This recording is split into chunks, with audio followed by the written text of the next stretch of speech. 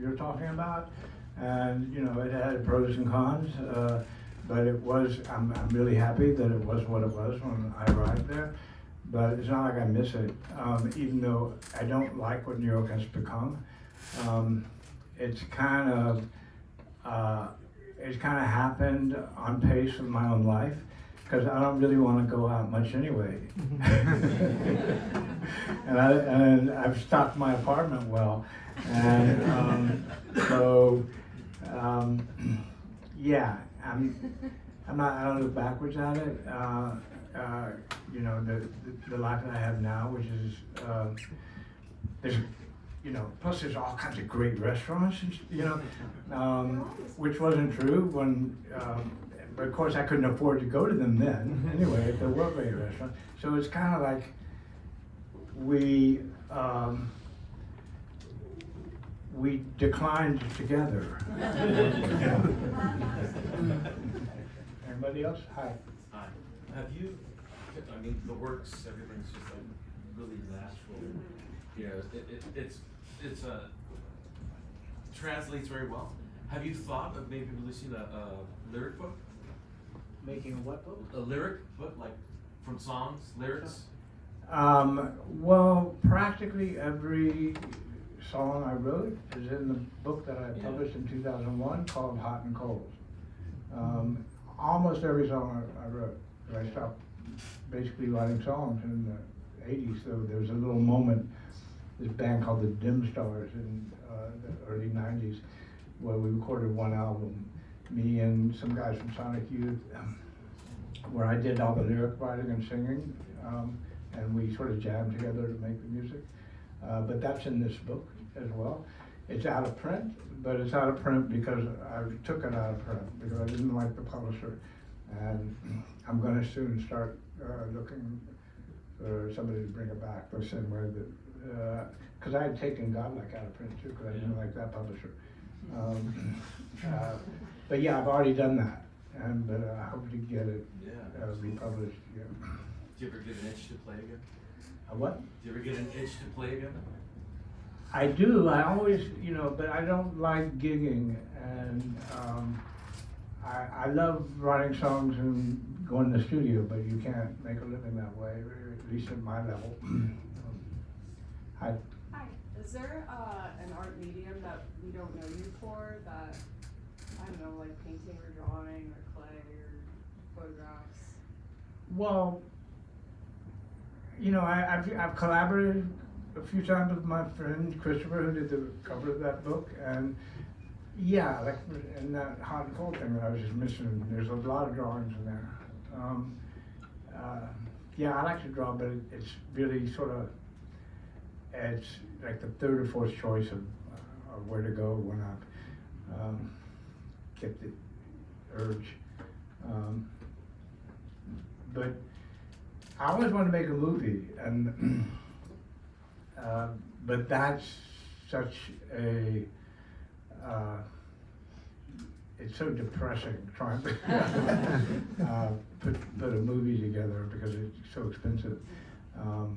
But yeah, I have a slight regret that I never, because you know now you can get cameras that are like still cameras that shoot fantastic level of digital film, and I sometimes get, you know, a little wistful about that would be funded. I don't know if I'll ever get to that, but yeah, no. Hi. Hi. You talked earlier about writing mostly from inspiration, and then in 23, I think you started doing the daily, or during COVID, started doing the daily writing. Oh yeah, I'm not hearing you. In 2023, I did what? You talked about, I think it was during COVID, where you started daily writing. And I'm curious if you went back to more writing just from inspiration, or you stuck with the daily writing, and or if you could expand upon the difference in your experience. Well, you know, the isolation that was created by lockdown was really fertile for me, and it's really, I have a hard time creating that artificially. I mean, there's always like 1,000 things to do. that distract me, and I felt like at that time when I hit this, sweet spot where, I was exciting myself every day by the, ideas I had and the work I was doing. I expected it to continue, but when lockdown ended, no, it just kind of dissipated. So, yeah, I don't know where it's gonna go. All my life, I've just kind of followed my nose as far as figuring out what to do next. There's no like overarching plan or anything. So, I don't know. Am I answering your question? Yeah. Hi. If you go through any time in history to get inspired for writing, what time era would that be? I think it would probably be France at the turn of the 20th century. Like they call the Belle Epoque, where there was Proust on one hand, and then there was also Picasso and all the Cubists, and everything was going on in painting, as well as, the excitement of the poets that had been writing the last 30 years at the end of the 19th century, Baudelaire and Rimbaud and Lautréamont, and because those poets have been really, apart from the New York poets that I admire is too weak a word. For me, it's mostly the second generation, the really street poets, not the first generation, which were very highly educated, sophisticated, more, but they were also crazy too. Like James Scudder spent was in and out of mental institutions. In fact, he was kind of a touch point for me in writing the Paul Bond character, who's also kind of susceptible to losing touch with reality. But yeah, I think that's the time and place that would be most exciting to me. Hi. Hi, Amos Poe's recently passed away. We're talking about Tom Verlaine's death. When you look back at Blank Generation, what's your thoughts on that now that you look at it in retrospect?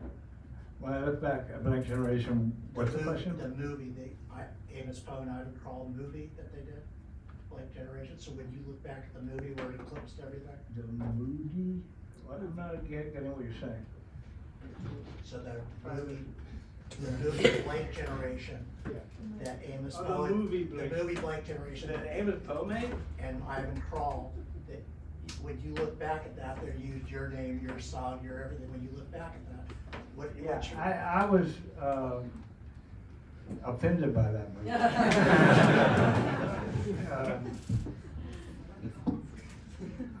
Even though basically he came to CBGB to do that because I advised him to. I didn't really know him, but at that time in 1973, I was working at this store in New York that was movie oriented called Cinemabilia. It was like movie books, posters, hobby cards, like that. And he would come in now and then and we'd talk a little bit. Didn't really know him, but he told me he was an aspiring filmmaker, and I said, you gotta go to CBGB's and catch this while it's alive. And he did that and didn't record the fucking music. He just used this cheapo camera from a terrible angle and had these people, giving it their best shot, but at the huge disadvantage of there's no audio and the filming had no skill to it. Yeah. All right, last one. If you didn't follow your creative passions, what do you think you would be doing in life?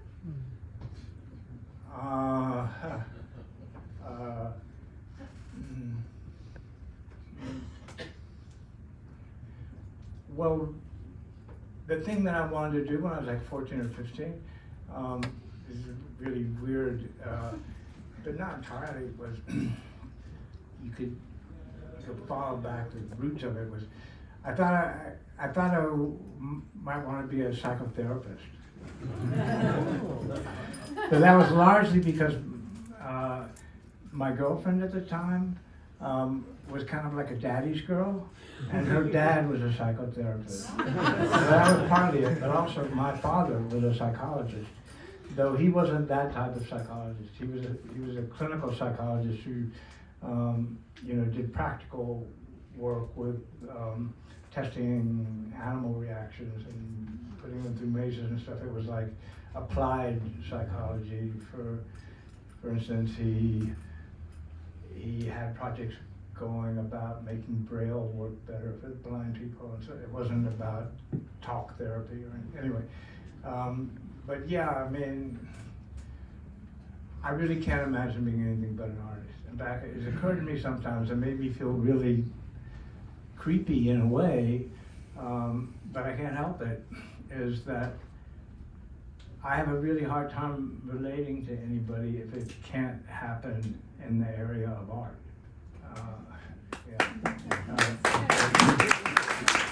I'm not always trying to